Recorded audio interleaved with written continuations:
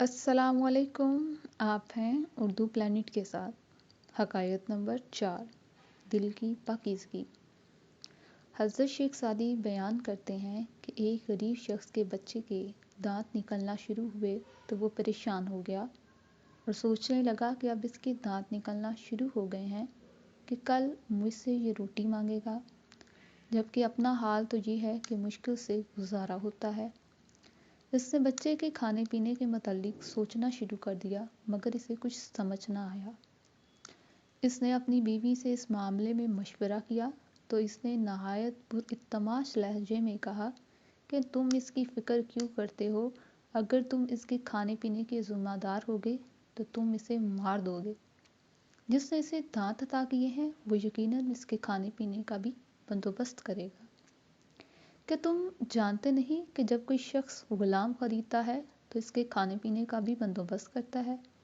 کیا تم اللہ عز و جل پر اتنا بھروسہ بھی نہیں رکھتے جتنا کہ ایک غلام کو اپنے آقا پر ہوتا ہے؟ اصل مسئلہ دل کا حوض سے پاک ہونا ہے، اور جب انسان کے دل کو پاکیزگی حاصل ہو جاتی ہے تو اس کے نزدیک مٹی اور سونا دونوں برابر ہو جاتے ہیں۔ اگر انسان کے دل کو یہ پاکیزگی حاصل نہ ہو تو اس کا حال افریدون جیسا ہو جاتا ہے، جو ایک ملک کا بادشاہ ہونے کے باوجود مزید ممالک پر قبضہ کرنے کی آرزو رکھتا ہے۔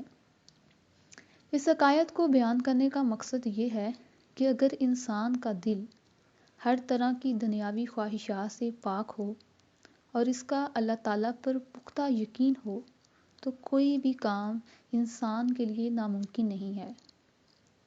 اللہ تعالیٰ تمام کائنات کا خالق اور مالک ہے، اور تمام مخلوق کا رزق اس نے اپنے ذمے لے رکھا ہے۔